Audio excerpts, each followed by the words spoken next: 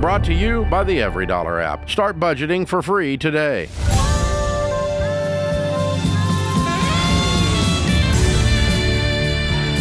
Live from Ramsey Network, it's The Ramsey Show, where we help people build wealth, do work that they love, and create amazing relationships. I'm Ramsey personality George Kamel, joined by Jade Warshaw, and we're taking your calls this hour at 888-825-5225. You call in, we'll talk about your life, your money, your weird relationship issues that have to do with money somehow, all of it right here in front of you. And here's the singular goal. We want to help you take the right next step to help you win in every area of your life. So call us up. Anna, or is it Anna, kicks us off in Tallahassee. What's going on? Hi. I am currently living as a stay-at-home mom with my husband. He is active duty U.S. Air Force, and I am slowly wanting to start going back to school. I have a couple grand in a 529 and a full FAFSA, but I'm looking to see how I can pursue going to college when I don't really know what I want to do in the most cost-effective way possible. Cool. So how old are the kids? Right now, we have a 2-year-old boy, and I'm currently pregnant. Woo! Wow. So what is the game plan for this? Are you wanting to do school completely online so that you can stay at home full-time? As much as possible. My husband, really luckily, I mean, he works pretty much like a 9-to-5, and his work, he's going to college as well right now. And his is covered, I imagine? Yes, so Okay. He is actually Florida Air National Guard, but is full-time, so we will be where we are now for the next about 5 years. Luckily, at least 5 years, so we don't have an issue of, like, moving or anything like a typical military family would. Here's the thing that stood out to me. You said that you're not really sure what you want to do. And yeah, so I think that's a big part of, I would not want to pay money, no matter how cheap, for an education that you're not even sure you want. And so I think the first step is figuring out, maybe finding what you're wired to do. Yeah, I guess my struggle is, like, I mentioned I'm a high school dropout. I have a GED. I dropped out at 16 years old. I worked in law enforcement when I met my husband, kind of weird, but I haven't really found, like, a niche that I'm good at because I didn't go to high school. I didn't, and I haven't gotten to pursue that, which is why I'm definitely nervous to, like, well, I wouldn't let that hold you back, because that's more of a mindset thing. There's no difference between the skill set that you have and someone who got a high school degree and is all of a sudden, has all these amazing skills. I think you have a lot to bring, value to the marketplace, and we just have to help you figure out what you're wired to do, and we'll give you a free tool to do that. It's called Find the Work You're Wired to Do from our friend Ken Coleman, and it comes with the Get Clear Career Assessment. And this is something you'll take. It'll take you a little bit of time. And once you're done, it's going to actually give you some kind of sample career options based on what your talents are, what you're passionate about, what your mission is, what kind of impact you want to have. Then we can figure out, is college the right next step? Because a lot of people just take it too early because they go, well, I'll figure it out. I'll build the plane while it's in the air. And that's costly. That's costly and dangerous. Yeah. But I would say for somebody like you, and I would suggest this for many people, but community college is a great place to start, especially online, because at least when you do decide to go, you're getting your gen eds out of the way. It's one of the most inexpensive options there are. And again, the very beginning is just that general part anyway. It's just those general classes. So when you do decide to go, when you do find the things that you're interested in, then I would start there. Yeah, for sure. So I would start doing your research on what is available in your area. What do community colleges cost? What are the online options that you have in case you do need to be at home full time and kind of, crush it during nap times and evenings and whatever your schedule looks like. And then you can look at how we're going to pay for it. And we do know this. We're going to pay cash. Yeah. What's in that 529? I've got only about $2,000. I also have a full Pell Grant, and I've researched there are a couple, like, spouse scholarships that I might qualify for as well. Okay, good. Then, like George said, at the end of the day, the budget informs where you can go. And that might mean that it takes a little longer while you stack up some more money. But at the end of the day, the cheapest place and the best way to pay for a degree is at a place that you can afford in cash. And it sounds like she's going to do that. Yeah, So good. I love these two questions from Ken to help decide. Is it the only way and is it the best way? Mm-hmm. But first, you got to figure out what that thing is. Yeah. And then if college is the only way and it's the best way, then we can begin the journey. So hang on the line, Anna. We're going to send you a copy of Ken's new book and assessment, Find the Work You're Wired to Do. I hope it's helpful for you. And even talking to some people, like if you have an idea, like I might want to go into this field or this might be interesting to me, taking some time to shadow somebody who does that or, hey, can I hang out with you one day or tell me more, like interviewing them, I think is good. Well, the idea that we tell a 17-year-old, hey, just guess and then the rest of your life you kind of have to do this or else you're going to have a lot of regret and guilt and student loans. That's what we've done. Spend $50,000 to guess. Yes. Or here's even worse. Well, I want you to go to mom and dad's alma mater because that'll make us proud. Yeah. Keep it in the family. We all went to XYZ famous name brand school that now costs 20 times what it did for mom and dad to go through. Yeah. And I want you to go to the same sorority that's going to cost 10x what it cost for me to go through it. Yeah. It's these decisions that, No proof that name brand will ROI. Absolutely. Let's go to Jimmy up next in Atlanta. What's going on, Jimmy? Hey, so excited to be talking to you all. You as well. Thanks for taking my call. My wife and I are working through the baby steps. We're on baby step 2. We're pretty motivated. We're having a baby, our third baby, in February. Party. And we need to find a different car to be able to get all our kids around in. And we own both of our cars now, and so we're planning on trading in my wife's car. But I just want to know what the next right step is for, like, the timing of that. We've paused the baby steps and are stacking up as much cash as we can to make sure we can get everybody home safe from the hospital. Some good advice I've heard from you all along the way. How much money do you have saved? Yeah, we have right now $5,700 saved. And how much do you need to do the upgrade you're trying to do? Well, we could possibly trade in. I don't know. That's the first step. Answer. The first step is you look at in the market and go, okay, what can I get that seats the whole family reasonably because you're in baby step 2, and you've got the $5,700 plus the trade-in value of your wife's car. And I would suggest not doing a trade-in and instead selling it private value because you're going to get more for that. So look up the KBB private value and see if you can sell it yourself versus trading it into a dealer who's going to give you $3,000 for it when you could have sold it for $7,000 in the marketplace. That's good. So if you do that, now we know what the gap is. All right, I need an $11,000 van. I can sell mine for $7,000 private. And so then you can figure out the gap of what you need in cash. And I probably wouldn't do any, you guys are in baby step 2. Now's not the time to have this big car dream. I think it's whatever gets you to the next vehicle that does what you need it to do. You might have this van, whatever, for 6 months before you upgrade, but you just need to make sure that you don't have $0 when mom and baby go to the hospital. So that's the balancing game we're playing, Jimmy. Okay.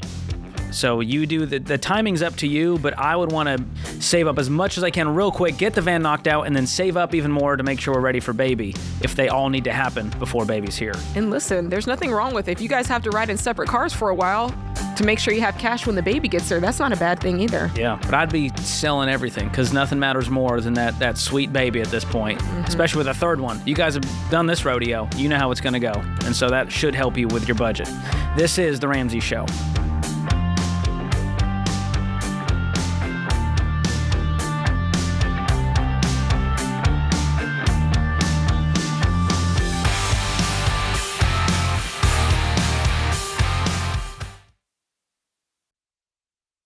Your home is probably the biggest purchase you'll ever make. And with the real estate market like it is now, you'll need a mortgage company you can trust.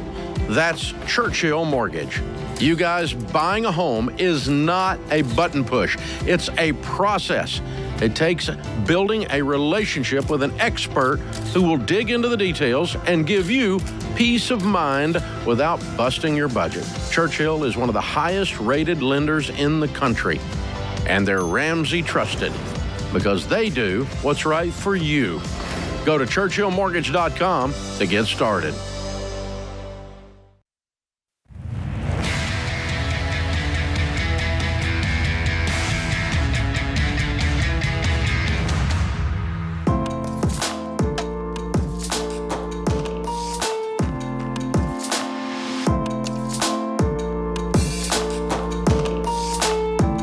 Welcome back to The Ramsey Show. I'm George Kamel, joined by Jade Warshaw. It's open phones at 888-825-5225.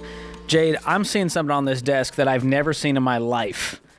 It is the 2025 Ramsey Goal Planner, and it's even more beautiful than I could have ever imagined. Yes, it's very blue. It's like the ocean. And for those of you who don't know, every year we do a goal planner here, and it's a wonderful gift. But honestly, it's great if you want to buy a gift for yourself. This is a great gift to give yourself. The gift of staying on track for all of your goals. Yes. It's not just money. It's not just money. And talk about faith, relationships. Yeah. You cover the money side. John covers relationships. Rachel covers the faith side. And there's content in here. It's not just lines to write notes. It's not just a calendar. It's not just a notebook. It's not just a journal. It's like everything you could all ever want in one goal planner. There's a vision board in there for you to come up with your vision for the year. There's plenty of places to take notes. I'm a person who, George, I like pen and paper. I like to be able to write things. So things get lost in my phone. I literally 3,500 iPhone notes. Yes. I'm not keeping track of anything in there. Oh, this is what George, maybe I'll get you one. I would love that. They never get one to me, Jade. It's actually upsetting. So really? Get me one for real. I'll get you one. I'll splurge, because here's the thing. Right now is the best price that you're ever going to pay for this. It's never going to be cheaper than it is right now. You can get it for $35.97 for 2 weeks only. And then after that, the price goes up to like $50, George. Wow. So don't wait for Black Friday, because it's not getting cheaper than it is now. Yeah, I got to get yours. I got to get yours today. They go on sale today. So you are the early bird who gets the worm. Ooh. And let me just I'm going to spend some time on this, because mama put some effort into this. Listen, let's be honest. I wrote 3 of the I guess they're kind of like inspirational messages in here. They're kind of almost like a blog from the heart that helps people, guides them along each step. So I wrote about anything financial, like if you need motivation or just kind of a plan financial, I did that. Rachel wrote the spiritual and, that part of it. And of course, John came in there and gave you the health and wellness and mental wellness. And so it's really cool. The thing to note though, like you can do so much. Meal planning. I'm going to use this for that. That's smart. Because you can go in and you can write what your meal plan is, so you can stick to your meal budget. There's a place for your goals. You can reflect on it. There's a place where if you're listening to podcasts, you can write the podcast, the episode, so you can go back to it. If there's a book that you're reading, you can, or if somebody said, hey, you need to read, blah, blah, blah, you could put it in there, come back to it. And it's so beautiful and it's well made. I like when I can close it and I know I can be hard on it and it's got those like nice metal edges. Listen. Solid. I think it's built different. I'm like the ShamWow guy. Remember how he could like sell anything? That guy, well, he was on something, Jade, so I hope you're not exactly like the ShamWow guy. I'm not exactly like the ShamWow guy, but what I want you to know is you need to pick up a goal planner. You're never going to get it cheaper than you are these 2 weeks. $35.97 is the price, and then it goes back up to $49.50. So let me tell you, these sell out every single year. Every year they sell out. So if you want one, you need to get it now. If you're thinking it'll be a good Christmas present, order it now, because they won't be here if you wait until November, December. So get one today. I'm going to get one for myself, and I'm going to get one for Georgie boy over here. Thank you. You're welcome. Kind. Merry Christmas. So wonderful. All right, let's get to the phones. Dane joins us in Denver, Colorado. What's going on, Dane? Hey, how's it going? Good. How are you? All right. Great. I have a little bit of a boring question, I suppose, but it's one that's important to me. That's all that matters. I worked at Colorado Department of Transportation, or I am currently working at Colorado Department of Transportation. It's a state employment position. And as part of that employment, I do not put into Social Security anymore. I put into the state's pension and all that. I can give you details if you need. But my concern is this going to hurt me later on down the road? I'm 46 years old. So I got 20 years left of this, but I just want to make sure that I'm not doing something that's irreversible. I've tried getting answers from them, but it's here's the good news. If you're ever relying on Social Security as your retirement plan, it's a bad plan. Mm-hmm. And so I would not look at this as, oh my gosh, am I going to be okay? But you're right that it will affect how much Social Security you get, because it's based on your lifetime earnings. So the way it works is the administration, they calculate the benefits based on your highest 35 years of earnings. And so if you don't pay into it, you won't have those earnings factored in to your benefit calculation. And so you can go on the Social Security website right now and calculate what it will be. What did it say? Yep. It says full payment will be $2,206. Okay. Then I can either delay it or make it early. And that's at full retirement age? Yeah, that's at age 67. And I do have the 4 green bars with the check marks. It says my 40 work credits have been gained. And I do side gigs, and I do kind of put in a little bit each year due to that. Then it's just based on what you've done previously up until this point. And if you've opted out going forward, it's not going to grow in that sense. But here's the thing. You're also trading that to where now you're going to get a pension. Mm-hmm. And on top of that, please tell me you're investing outside of all of this. No, I am. We have I'm definitely, I'm not depending on this. I just wanted to know, I had a buddy that I tried to get hired here, and he opted out because he was scared of this. And I was like, well, maybe it should make me think twice about it. So I looked into it, and I feel okay. And, I just wanted to get you guys' opinion, really. Well, as you have more years where it's 0 contributed, that will affect your average because they're taking an average of those years.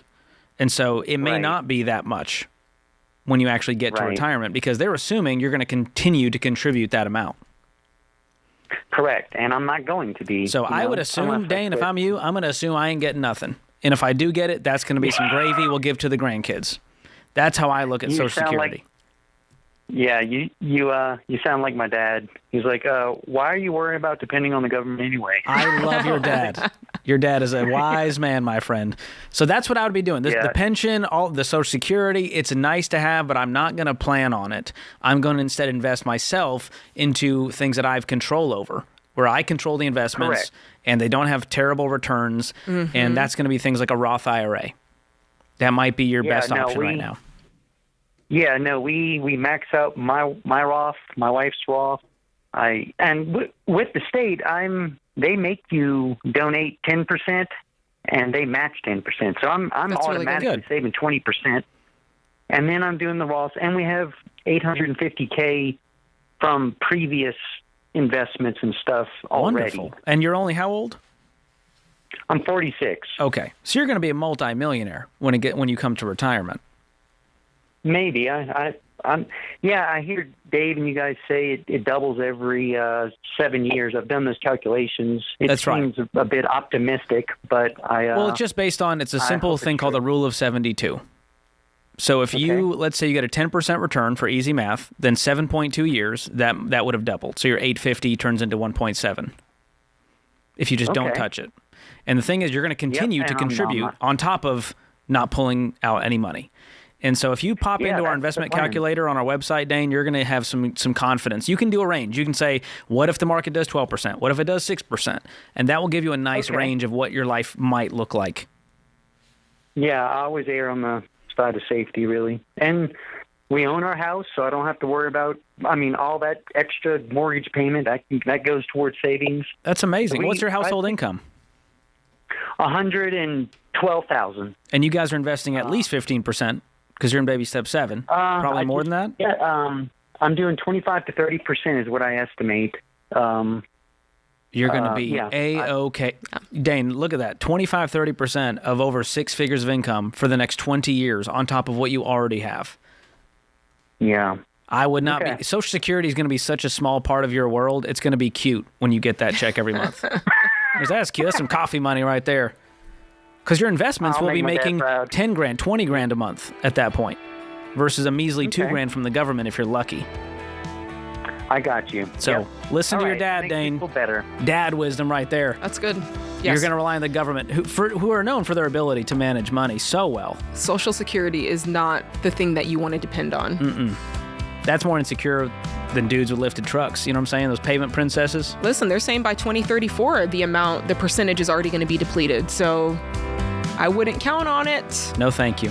This is The Ramsey Show.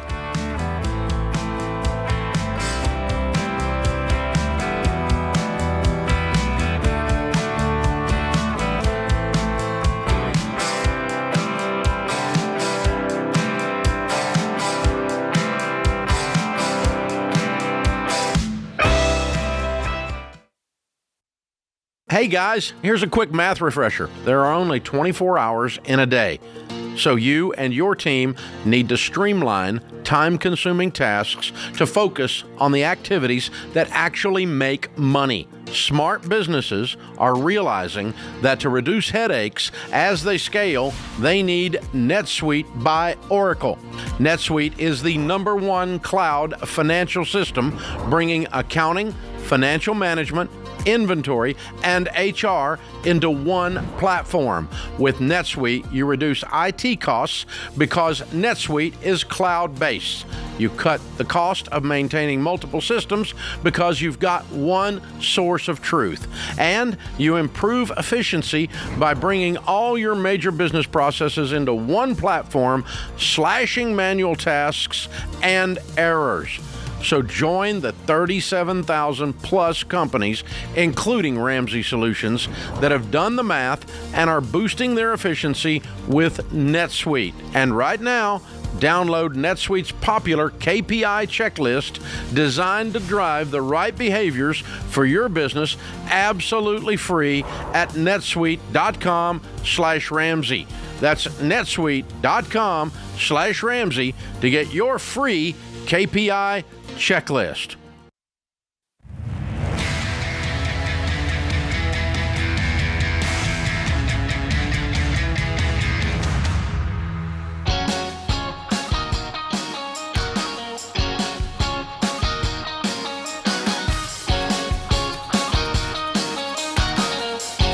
This is The Ramsey Show. I'm George Kamel, joined by Jade Warshaw. Open phones at 888-825-5225. You call in. We'll talk about your life and your money. Dawn is up next in Dayton, Ohio. What's going on, Dawn? Hi. I'm wondering if I should be paying off my collections first or where that falls in the baby steps. I'm not sure. Okay.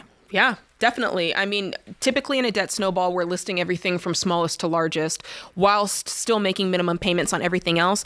But a couple of things, you know, if you owe money to the IRS, if you have money in collections, I definitely like those to jump to the top of the list because it's only going to get worse, especially if you're dealing with the IRS. So what is the debt that's in collections and how long has it been there?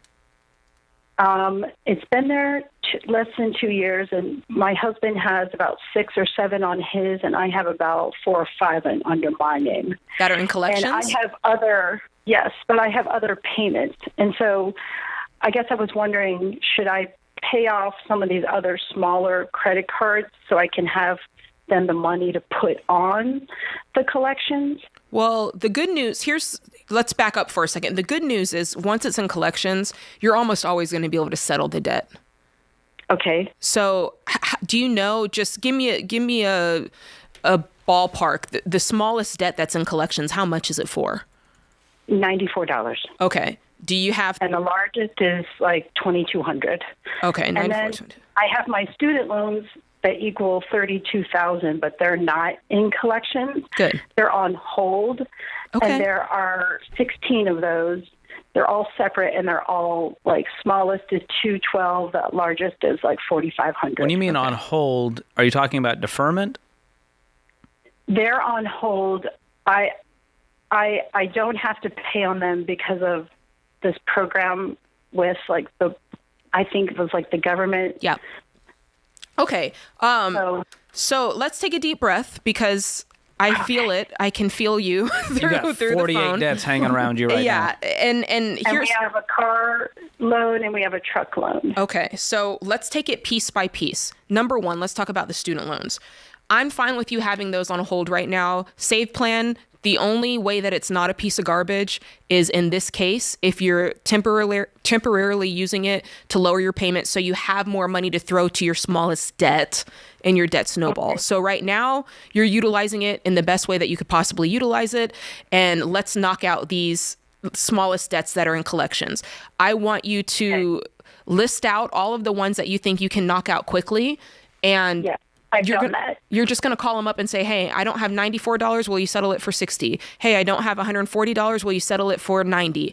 And get it all in writing and do not give them access to your bank account. Okay? Yeah, and I looked that up on the website and I saw all the directions of what to do. Okay, good. But I couldn't find the answer as to where the collection falls in the debt snowball, or I guess. Well, like you mentioned, when you have the money to settle them immediately. But if you don't have the money, you might need to clear up one of those little debts, little ankle biters, to clear up some payments to save. But if you could go sell that car, sell the truck, take those proceeds, settle all your collections, you are going to breathe a breath of fresh air. Let's talk about the truck. Tell us about your vehicles. So the truck it's older, but it's a Toyota Tacoma, and the payment is $245, and I owe $9,600 on it. My husband. What's it worth? And you then think? My car. It's. I looked it up. Kelley Blue Book value is $8,800 to $10,200. Okay, so you might be able to clear it. You might be able to clear that. Now you need something to drive in the meantime. Could you guys go down to one car temporarily? We could share a car. It would be difficult, but we could do it. I think you can do it. Listen, my husband and I did that. If we could do it with kids, you can do it. So I would definitely make that deal, get out of that truck, clear up that $245. That's going to help you get traction on some of these collections. What else is there? Then there's the car. I owe $20,000 left on the car, and it's $530 payment. Okay. And what's it worth? That car's worth about $20. It's about worth what I owe. Okay. I'd clear that one out too. And get something cheaper. Sell that? Yeah, I'd get out of that because you're going to basically break even on it. Do you guys have any money saved? I'm guessing no. We have $800, and it's we started the emergency fund, and so we're going to be able to finish that by the end of the week. Add 200 to it, and then here's the deal: selling the car is going to free up more money right now than selling the truck. Okay. $530 versus $245. Mm-hmm. Oh, so I would sell the car first. You free up $545. You could pretty quickly save up aggressively to get some kind of vehicle if you needed one. But you could drive the truck for now and just hang on to that while you clear up the other debts. I never thought about that because the car is like a nicer, newer thing, but the truck still fits everybody. Yeah. It's just well, trucks can hold their value. If they're well maintained and it's a good make and model, which yours is, I think that thing will sell even 6 months from now. So that'll free up $530 for you to start attacking the other debts, to start settling some of these debts, and that'll keep that snowball rolling for you. That's the key. You want to keep progress and momentum. The couches. Like if I pay off our couches and then this other private loan at the credit union, that'll free up like $540 total. Excellent. And then can you guys work extra? Yes. So I work at a furniture store, and I have a basic pay of $2,000 a month, but anything I sell, I get a percentage of. Okay. And so that's on top. Love it. Did you buy the furniture with debt from the store you work at? Yes. Okay. Would they somehow take it back because you're an employee? Could you get out of that debt? I guess I never asked about that. How old is it? Ask. It's 3 months old. Hey. I might talk to my manager and go, listen, I want to be the best employee. I'm about to bust my butt. I'm trying to get out of debt. I made a mistake taking out debt for this furniture. Would you guys take it back and refund me? I mean, it's like a 90-day return policy at that point, you know? That I could ask. That would be. That'd be good. I'd get real creative because anything you can sell is going to speed up this process. And anything you can reverse is going to speed up the process. Are you using a budget? Are you using every dollar? I'm using every dollar app. My husband has it as well. Okay, and he's on board. He's as excited as you? He's on board. He's done. Good. He's 100% disabled from his 2 tours in Iraq. Wow. And yeah. Is he working right now? What's he doing? So he's not physically disabled.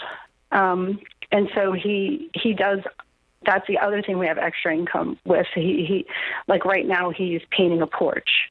Okay. And so we're able to have that money to throw on this as well. Okay. So how much are you guys bringing in every month? We're bringing in about 6 to 8 a month. Okay. And so that, I think too, it's just, it's like when things get stressful, we'll go out to eat, or, like we're not as tight with the budget as we could be. Yeah. Listen, I think that's a coping mechanism for all of us, right? You had a hard day, like, let's go to Applebee's, right? You got to find ways to replace the habit with something. You need to find some frugal vices. So next time you get stressed, it's going to be, you know what, let's meal prep with some good music and go on a walk. That's going to be our new way to de-stress. Yes, that's a great idea. So just brainstorm ways that make sense for you guys to go, hey, it's going to be hard. We're signing up for a little journey. It's going to be 18 months, but after that, we're going to have so much more freedom. Okay. How long have you guys been married? Almost 20 years. Have you ever been debt-free in your marriage? Never. Oh, my goodness. You're about to experience a whole new marriage, a whole new husband. Yes. How much debt do you have total? Our house we owe $167 on the house. Other than the house, what's on the consumer debt side? Collections and all the other stuff. Total, I want to say it's about 70 to 75 grand total. Okay. So we owe as much as we make a year. Okay. So think about this. You throw $3,000 a month, that's 36 grand a year. We're done in 2 years. So that becomes the new equation. How do we find $3,000 extra to throw at the debt? And we make 8. I think we can do this, Dawn. I believe in you guys. Call us back if you need help. The Every Dollar Budget, let that be your guide as you complete this task, this daunting task of getting rid of collections and the car loan and the truck loan, and cut up the cards and never look back. These companies are not your friend. You're not doing yourselves any favor by locking yourselves up in chains with payments. This is The Ramsey Show.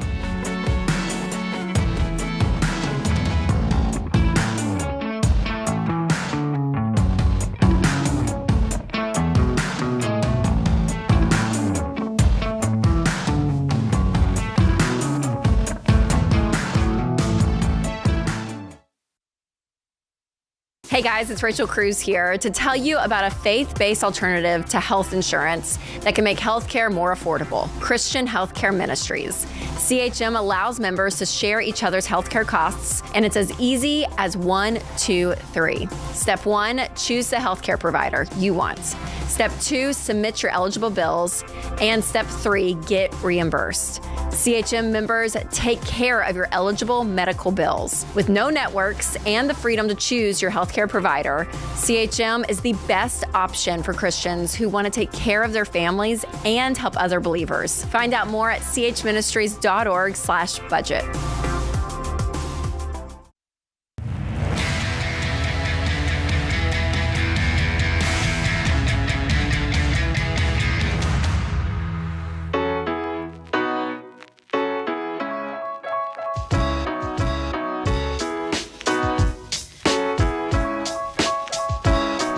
Welcome back to The Ramsey Show. I'm George Kamel, joined by Jade Warshaw.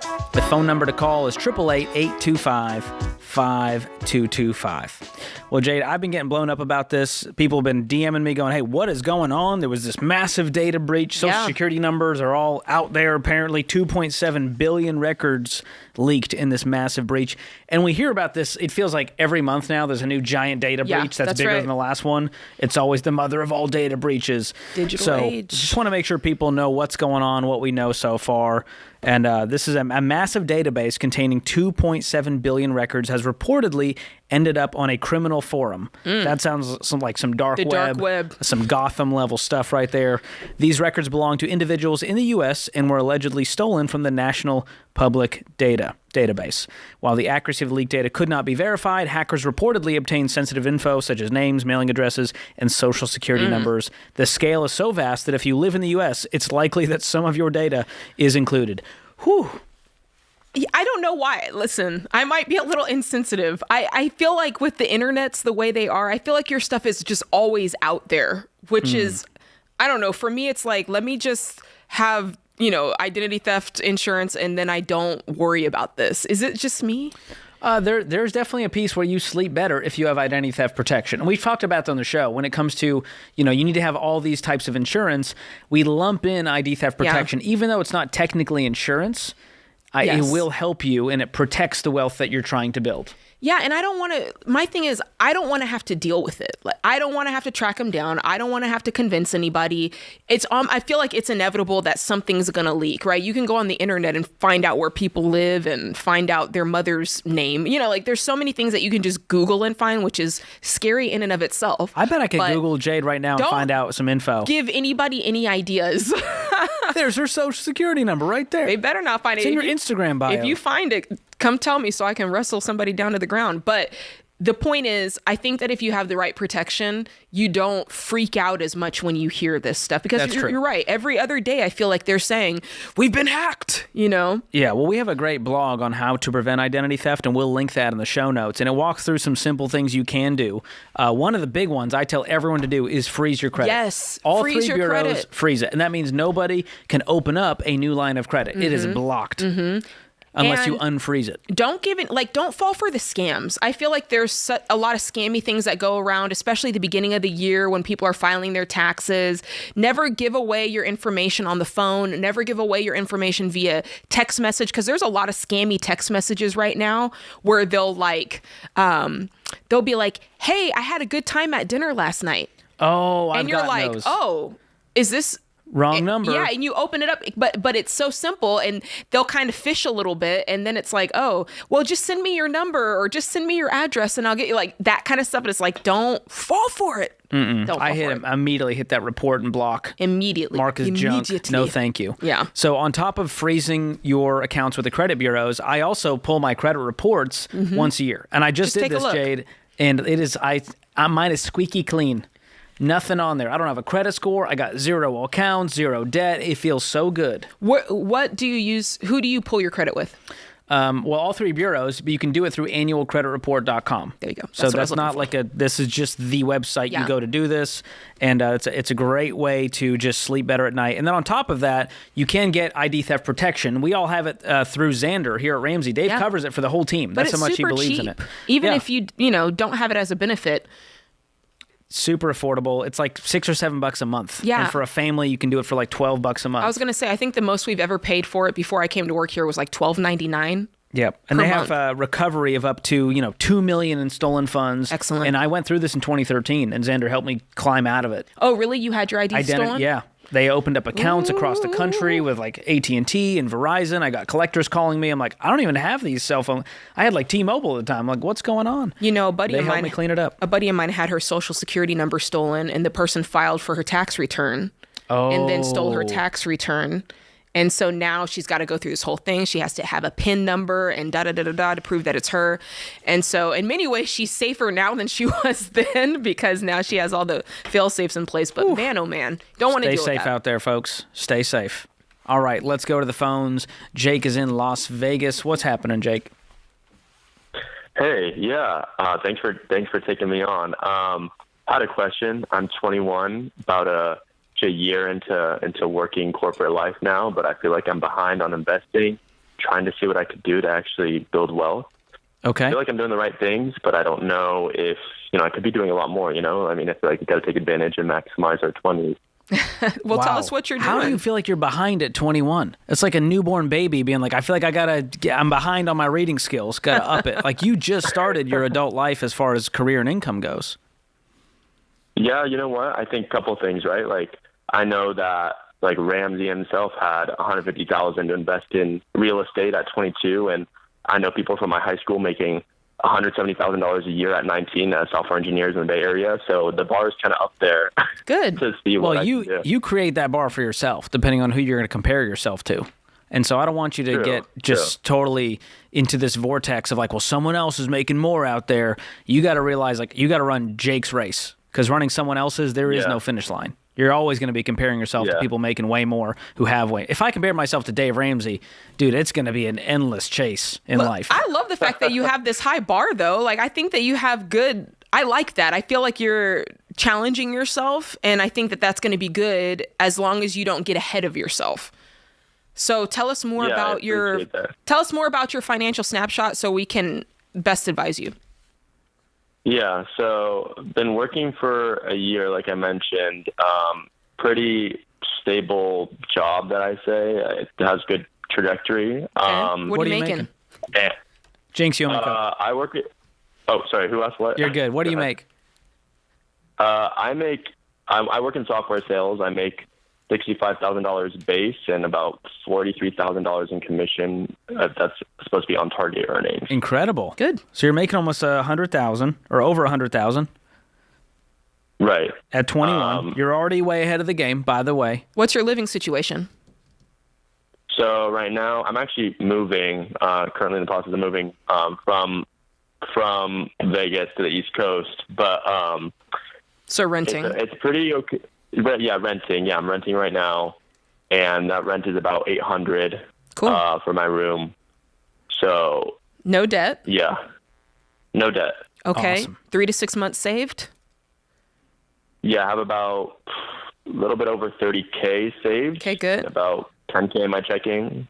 Why is it in checking? Because I always feel like just in case, like I have all my savings in my high yield savings account, but if I need something like in a pinch, in terms of like, getting that, just because it takes a second to transfer from my high yield to my checking. So okay, 10K feels like a lot to not be gaining at least 4.5%, but what do I know? I probably would lower that significantly because, I mean, you're a renter, so there's not a whole lot that's going to require 10K in a pinch.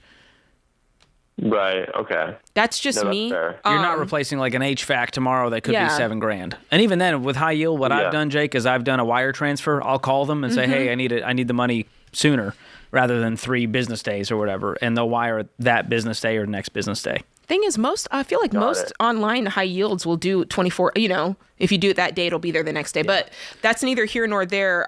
So right now, are you investing 15%? Is that what you're doing?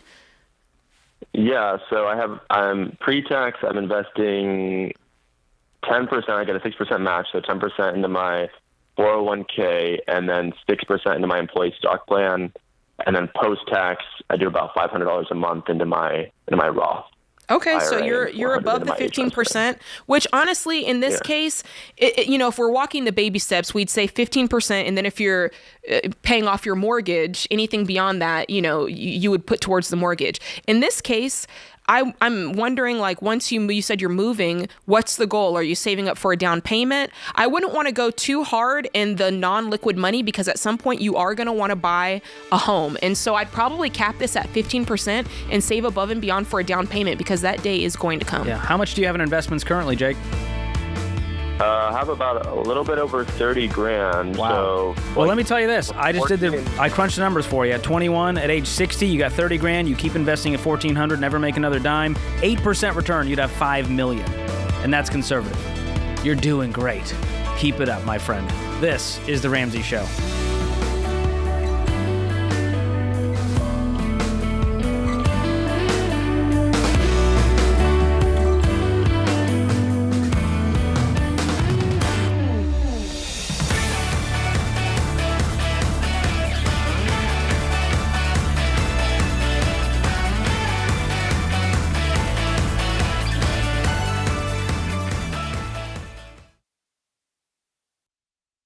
Before we get to the next caller, I got some good news for you. Even when this portion of today's show runs out of time, there's still plenty more for you to tune into.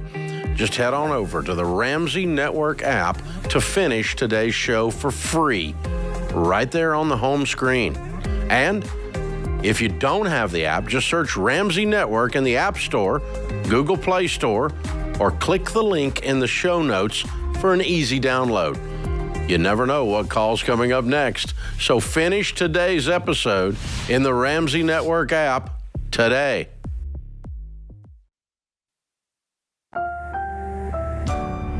Brought to you by the EveryDollar app. Start budgeting for free today.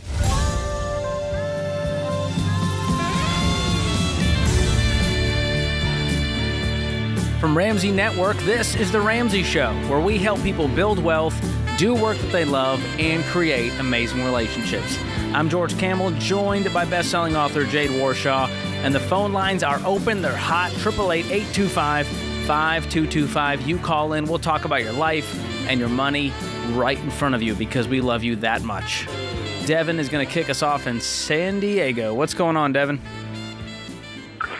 Hey, thanks for taking the call. Sure. Appreciate whatever advice you might be able to give. I hope. Don't speak too soon. Yeah, right? My basic question, and I can give you some more context after I give you the basic premise, is that is it okay for me to exceed the 25% of my net monthly income on housing, right? So mortgage, HOA, property tax, everything all in, if I'm still left with $9,000 to $10,000 per month to live on? Because I definitely get the advice of not exceeding the 25% of your net monthly income if it leaves you with nothing to live on. And so I guess from my case specifically, does it make sense? And I can answer any questions you might have. Tell us more. What do you earn and what you have a fabulous income. I can already tell. What's the income? Thank you. So it's going to be $290,000 base income, $320,000 in total comp. I have no debt. I have no car payment, no wife, no children. Post-tax per month, it probably comes out to a little bit north of $15,000, and I have about $410,000 saved up in liquid assets. Wow. Way to go. Do you have any debt other than the mortgage? No debt. Or is this... No debt. Oh, and I don't have a mortgage now, right? This is like a prospective purchase that I may make. Got it. I was just unsure, based off of what I make now, is it okay to exceed that? How far? How much do you want to... 25%. Is it 55% or is it 27%? Yeah, right. Big difference. So that's a very good question. So from what I've seen, it would probably be somewhere between $5,000 to $6,000 per month for mortgage, HOA, property tax, and homeowners insurance. So it would probably be 30 in the neighborhood of. Now, are you 30, yeah, 30. Are you investing right now? Yeah, I have a lot of money in a lot of like index funds. That's pretty much where all my money is. Well, I'm wondering, because when we talk about 25%, we're talking about after-tax income, but before other deductions like healthcare, 401k investing. So that might help your numbers. That's why I'm asking and digging into that side. Yeah, so currently I just got to the point where I qualify to contribute to a 401k for the company that I work with, and that $15,000 would be after healthcare is removed. So healthcare would already be reflected in that. So here's your homework. I want you to manually add those pieces back in and go, okay, after taxes, but before anything else, this is what my income is. Then do your 25% and see how close you are. But to answer your question, if it's 30%, and you still have plenty of margin to invest, to pay extra on the house, to knock out the mortgage, that's the key here. Yeah. Like you mentioned, is we don't want you to be house poor. It's not a legalistic rule that Dave said. It's because we get too many callers and they're like, well, I can't make progress. And we're going, what's your mortgage? They go, it's $3,000. How much do you make? $5,000. We're going, there's your problem. Yeah. And so for you, that's not an issue. The key is your income going to stay there? I mean, I would like it to, right? Nothing is certain for the foreseeable future. A lot would have to change. Yeah. Yeah, that's the worry. So, when we say 25%, it's also conservative because life changes, and we don't want that payment to just be right on the brink where it's, I can make it, but it's tight. How much liquid cash do you have laying around? I guess define liquid. Like HYSA. Like $75,000, which is irresponsible, right? I should have more invested in that $75,000. Like 6 months. Like if you want 6 months of expenses liquid, that's good. Or if it's a down payment that you're going to make in the next year or two, then it's wise to keep it liquid. But you said you have 410 that you could create. You could make that liquid by selling off the index funds. Yeah. Okay. Is that your plan when you buy the house? Are you going to use all of that as a down payment and buy? Not necessarily. I would like to put 20% down, right? So I think I would need somewhere in the neighborhood of $200,000. So I would use the $75K in high yield savings, and then probably come up with the rest through the index funds that I have. How old are you? 34. Okay. I'm just wondering, why not sell off more of the index funds, put enough down that you get it to 25%, and then you're breathing easy, and you still have tons of room to invest. You're still going to create so much wealth that I feel like you're hanging on to the investing side. You've got that muscle down. I want you to have a life in the meantime and have plenty of margin. Oh, so you mean put enough down so it would bring the monthly payment down to 25% or less. Okay. I mean, if your monthly mortgage and everything all in is 15%, you're going to be breathing extra easy to where if you don't have a great year for some reason with commissions or whatever it is, it's not a big deal. Okay. And the more you put down, the less mortgage you have, the easier and faster you're going to pay it off. And so you see how it kind of creates a really cool cycle there. Yeah, because I guess the part for me was if there was missing something for that 25% rule, why that is recommended. Because, right, if I were to spend $5,000 to $6,000 per month and it came out to be 33 to 39% of my net, but I still have $9,000 to $10,000 left over, would that be responsible? So I don't think it's going to implode your life, because you can out-earn stupidity for a good while making $320,000. But you also got to think about, what if I have a wife and kids, and what if she stays home, and what if that baby is expensive, and what if you want to put them in private school? And you just have more options when you have more margin, and that's what I want for you. Even though you're in this stage of life right now, it doesn't mean it'll always be that way. That makes complete sense. I appreciate the help. Absolutely. Thanks for the call, Devin. That's a great problem to have. It is a great problem to have. I make $320,000. What should my housing be? Well, you got more options when you make that much. Yeah, the 25%, obviously there's the barrier between blessing and burden, but in that case, it's also accounting for life change, whether it's you're in this job now, but you don't know what awaits you a year from now. You know, you're a single guy now, but you don't know what awaits you 5 years from now. And so really sticking to that 25 to 30%, like if you're 28%, it's not going to destroy you. You're not on right? fire. You're not on fire. But for some people, depending on their numbers, 28% is a big deal. Or if he goes, hey, I need a pay cut because this job is burning me out, and I need to make $150 now, and I want to be home more with my family. Well, now he's locked in. Exactly. And so no one's ever called in going, my mortgage is only 15% of my take-home pay, and I wish it was more, man. I wish I was closer to 30. And so it's always going to be a blessing to have less payments in your life. I think 25%, I like that margin because it really enforces a key principle of everything we teach, which is truly living below your means. And the more that you keep your lifestyle at this low level, ultimately, like we talked about, the more freedom you have. You can switch jobs. You can decide, I don't want, 320 is a great income, but it's not the life for me anymore. I'm going to go over here and be a photographer and you never have to switch your housing. You want to give 10%, you want to invest 15%, you still want to go on vacation and upgrade the car. Life is just better with more margin. Yeah. And so freedom. That's what it is. It's not legalistic. It's all for freedom, baby. This is The Ramsey Show.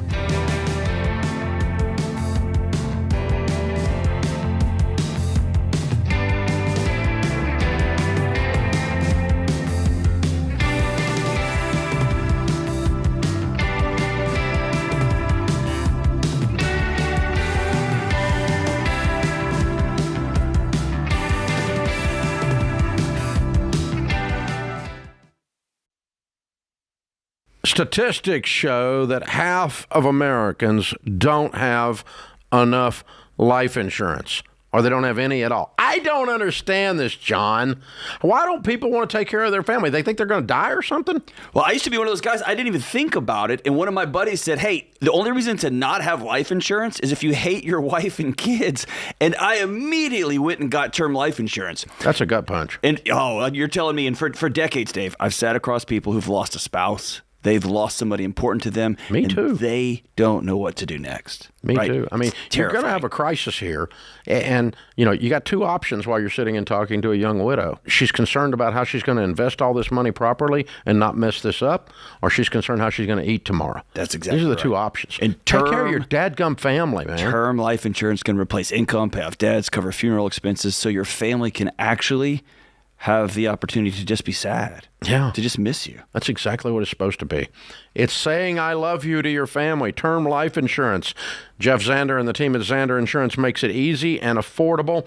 I've used them personally for 25 years. They're the only people I trust. Go to Zander.com or call 800-356-4282.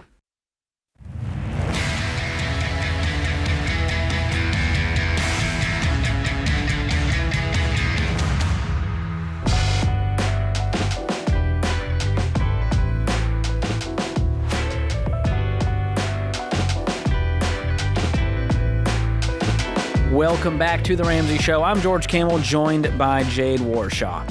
Hey, if you're listening to the show, I assume you enjoy it. And if you do us a quick favor. It's completely free. And share the show. Hit the subscribe button, the follow button. Leave us a kind review. Let us know what you think. It all helps us so much. It is the best marketing tool we have because humans are the best way to share the show with other humans. That's the goal. So do that, and we'll keep the show afloat. That's how it goes. That's how it goes. I know no better way to keep the show going than you guys all sharing it and keeping it. You're the plan. Keep it alive. Yvette is in Houston, Texas up next. What's going on?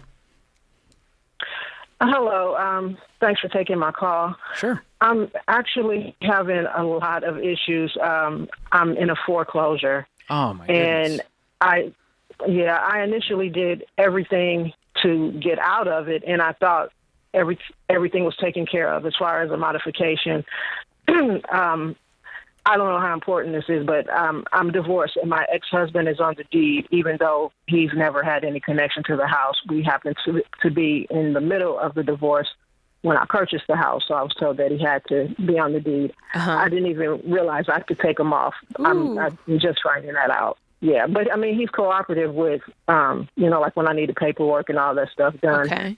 So he lives in another state, though, so when I was sent the final documents for the modification, they, sent a copy to him and a copy to me. And I called to follow up to make sure his copy was actually received by them. The first time it wasn't, but the second time they said, yes, it's here, came in on this day, signed in, but it hasn't been reviewed yet. So that was a worry that was out of my mind.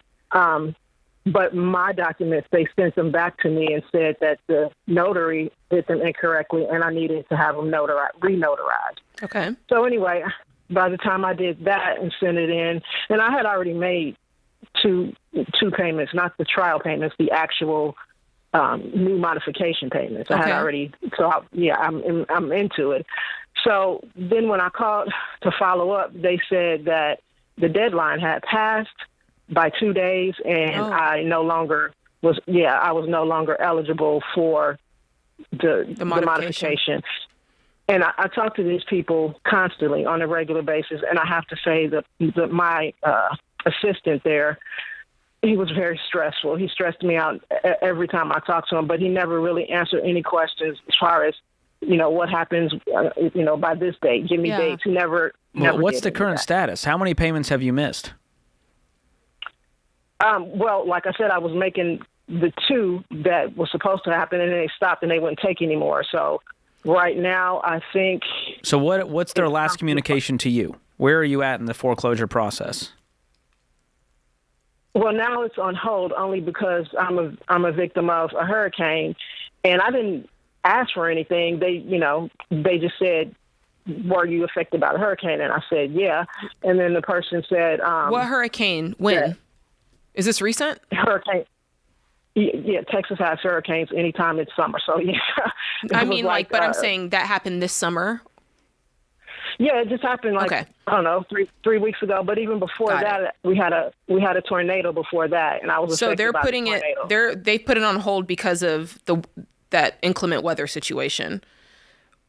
Yeah, and on hold is what I thought it was, but it's a forbearance. So okay, until when? Until the end of October.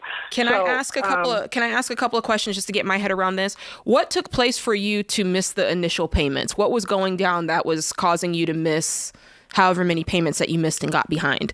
And is that situation over? No, and I'm willing at this point to sell my house, but and that's something I fought against for so long.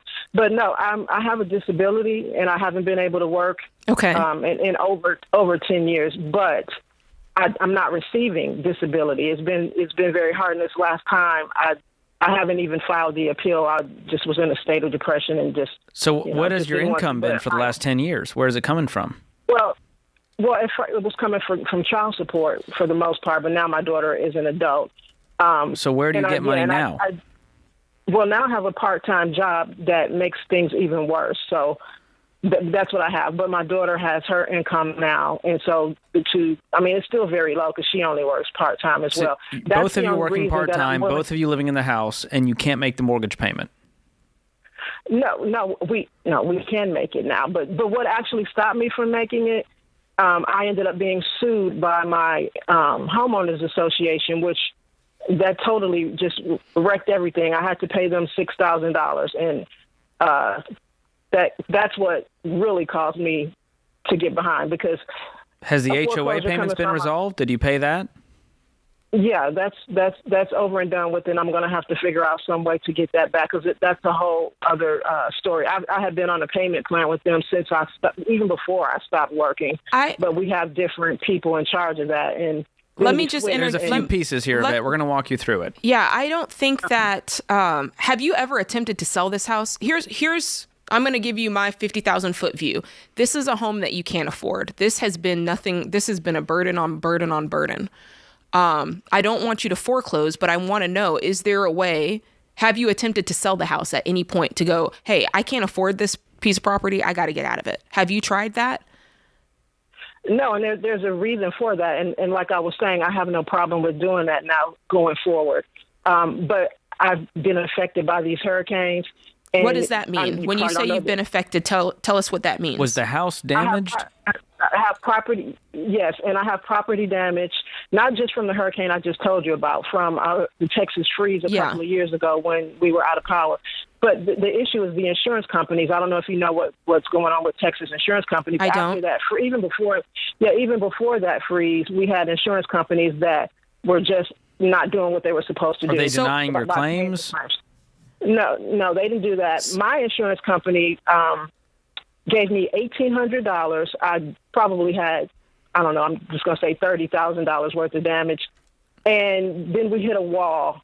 And then they pulled out the state of Texas and filed for bankruptcy. Okay, so you have a bunch of work that needs to be done on your home that insurance wouldn't pay for. What type of work is it? Is it something that no one would buy the home in this condition?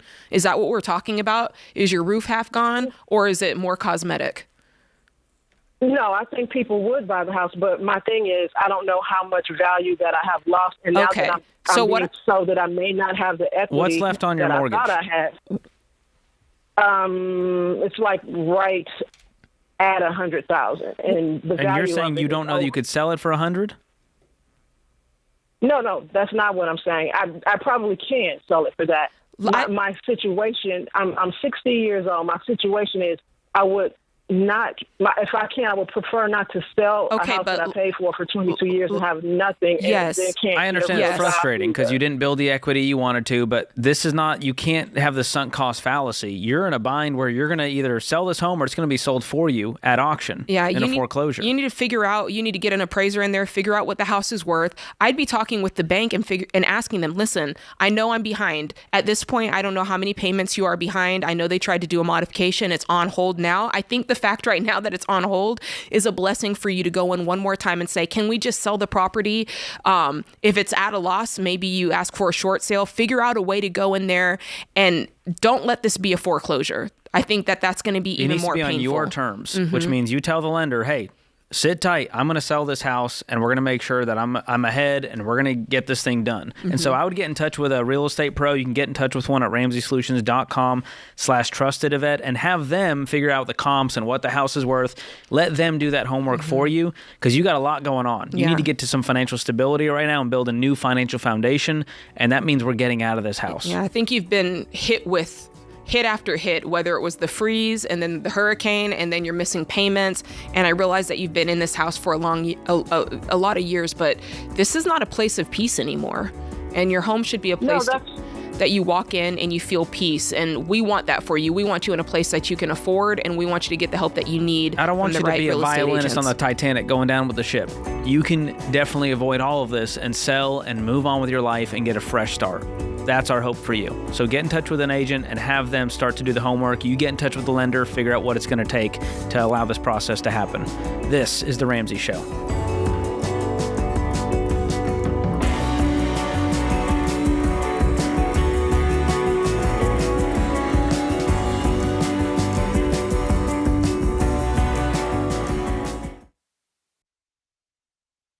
You've been gazelle intense, you've eaten more beans and rice than you knew existed, and now you're ready to make your biggest investment better. Blinds.com is a great way to dress up a room or your entire home. Whether you're comfortable with do-it-yourself projects, or you don't even know what a Phillips head screwdriver is, well, trust Blinds.com to take care of you like Ramsey would. You can do the measuring and installation yourself, or you can let Blinds.com's professionals handle everything for you. Blinds.com offers a completely hassle-free experience.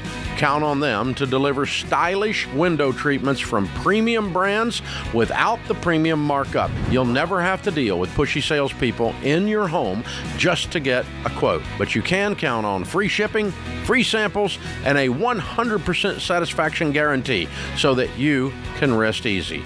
That's why we've recommended Blinds.com for over 10 years. Shop Blinds.com right now and get up to 45% off. That's Blinds.com. Rules and restrictions may apply.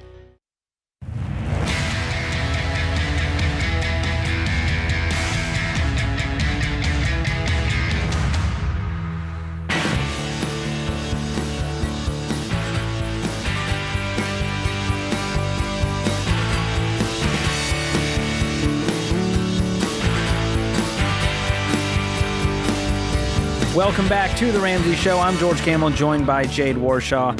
Today's question of the day is brought to you by Why Refi. Now, we don't recommend refinancing on everything, but for distressed private student loans, there's Why Refi. We trust them because they help you with a low fixed interest rate that you couldn't get anywhere else to help you stick to your budget and get out of debt. If you want to learn more, go to whyrefi.com/Ramsey. That's the letter Y, REFY.com/Ramsey. Might not be available in all states. All right. Today's question comes from Kyle in Minnesota.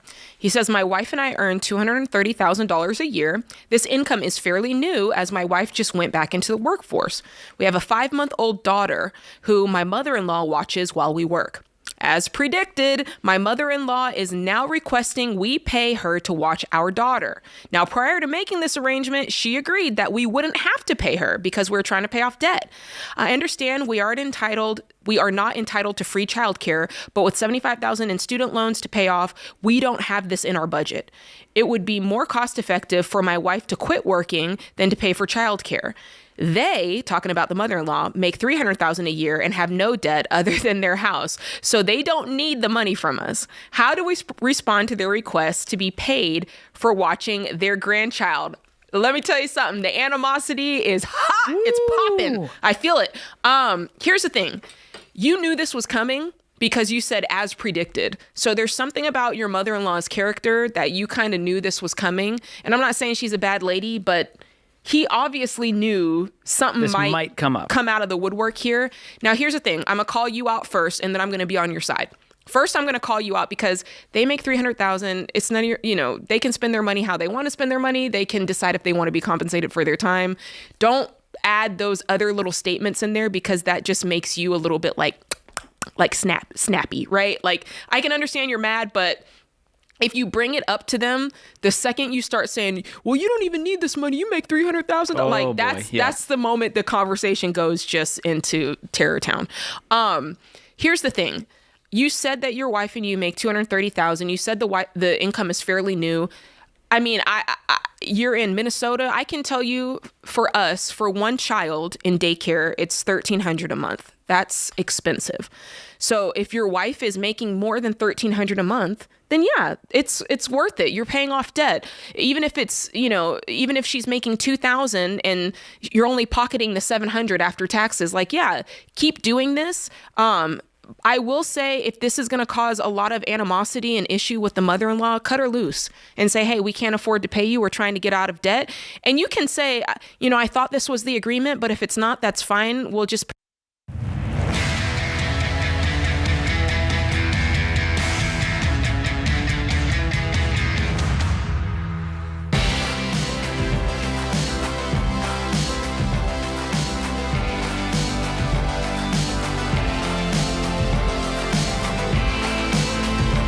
Welcome back to The Ramsey Show. I'm George Kamel, joined by Jade Warshaw.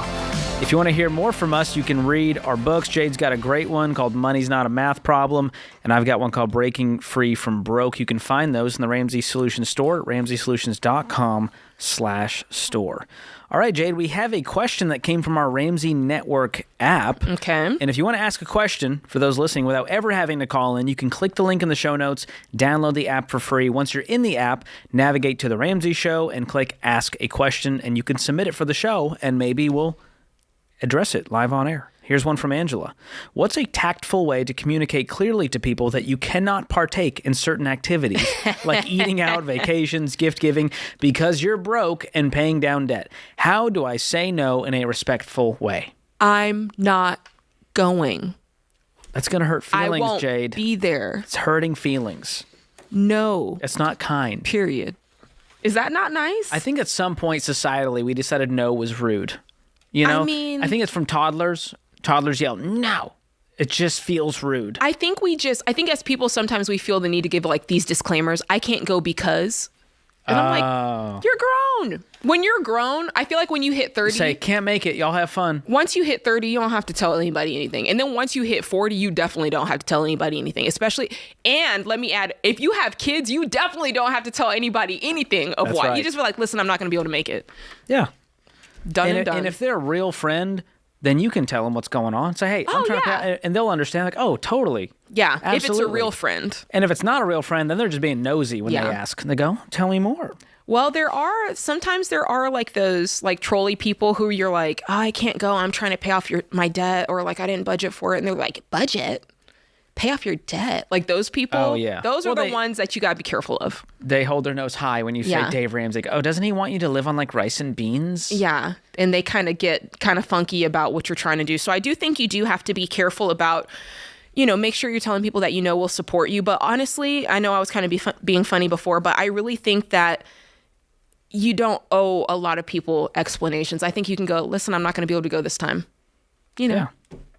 Period. That's it. It's that simple.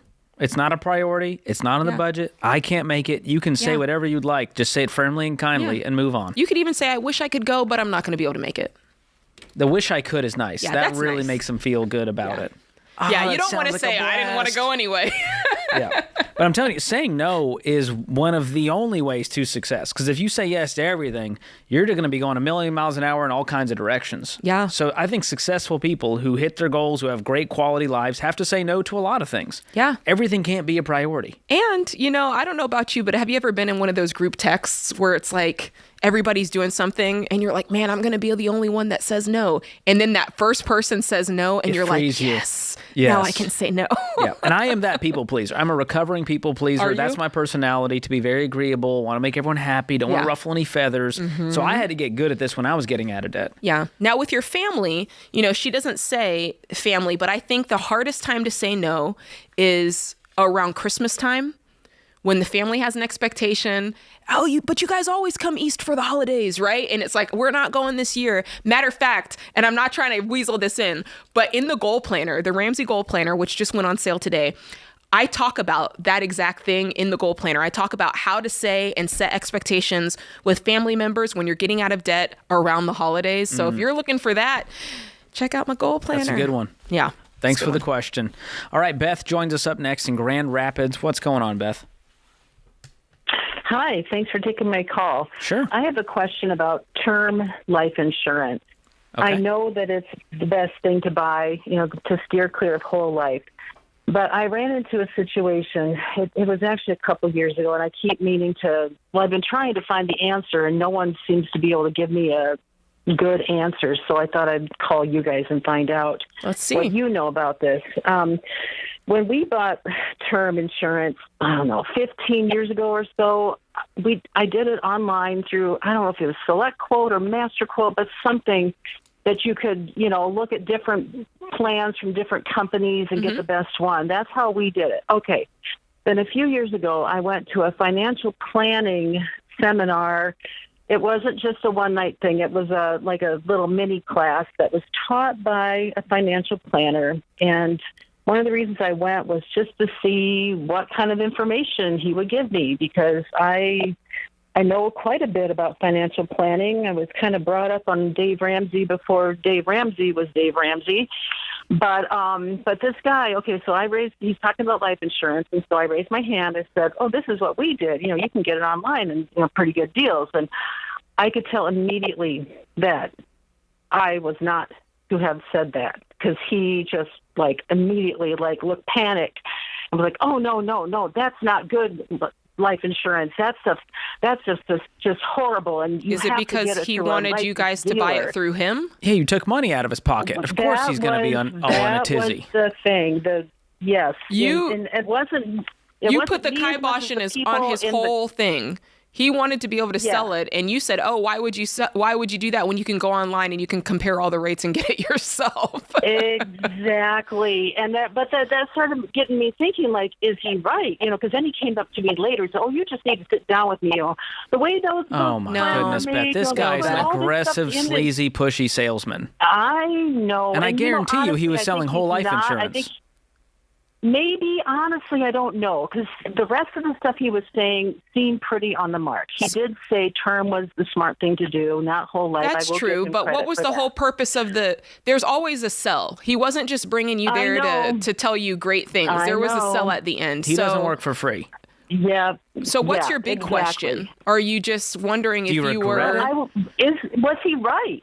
No. Is there a difference between... To me, I always thought term insurance is term insurance. It doesn't matter Term insurance is term insurance, and there's a lot of companies that sell it, and so we always suggest a place like Xander who's going to go and make sure they get you the best deal. With the top-rated because it's a lot of work to go through and sift through all that. Nobody has time to do that, so if you go with a company like Xander, they're doing all of the hard work for you. And so that's what you essentially said was, there's a whole bunch of people to choose from. You can go on the internet and choose the one that's best for you. And he didn't like that because he wanted people to think that this is the only place you can get whatever it was that he was selling. And so you sniffed it out. He was trolling for business. That's absolutely. He was trolling for business. And that's fine. If he wants to drum it up and offer you a free dinner, that's fine. Sure. But to tell you that it's unwise to get term life online is just stupidity. Yeah. He should know better. Yeah, that was my gut feeling, but like I said, I looked the stuff up online. I can't find a straight answer.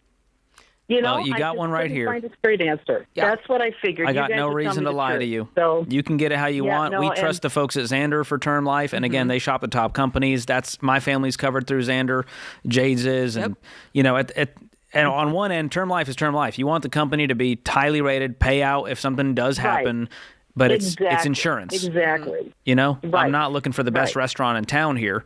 You just want the best coverage at the best rate. So do you guys have that right now?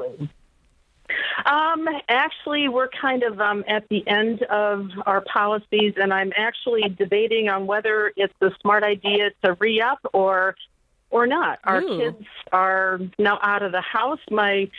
Are you self-insured? Completely. If something happens to one of you, would you guys be okay? Well, okay. We have no debt. Our house is paid off. What's your house worth? Are completely.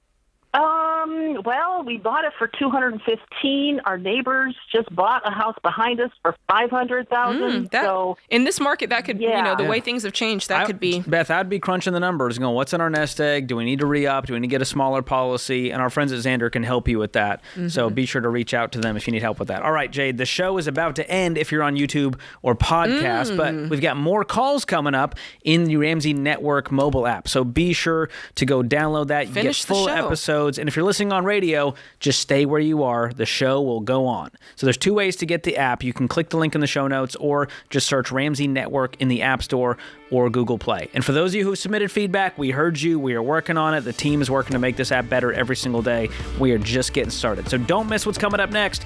Go watch the full show in the app for free. Who knows what Jade's going to say? Ooh, we just don't know. I can see the calls on the board, and they're juicy. Y'all got to get to the app and finish it. All right, Jade, that was a fun hour. This has been The Ramsey Show. Big thanks to all the guys and gals in the studio, our audience live and listening. We love you guys. Thank you so much. We'll be back before you know it.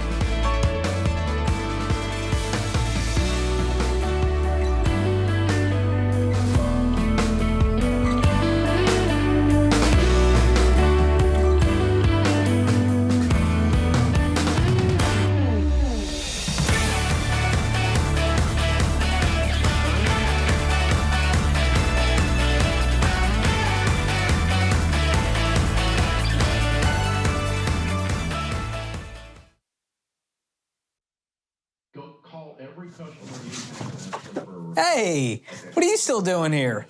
You know the rest of the show's happening on the Ramsey Network app, right? So you got to jump over there to continue watching. You can download it for free. Just go to your app store, type in Ramsey Network. It's completely free, and I'll drop a link in the show notes to make it easy for you. So if you're watching on the app, you're in luck. But if you're watching anywhere else, this show is over for you. So jump onto the app and let the fun continue.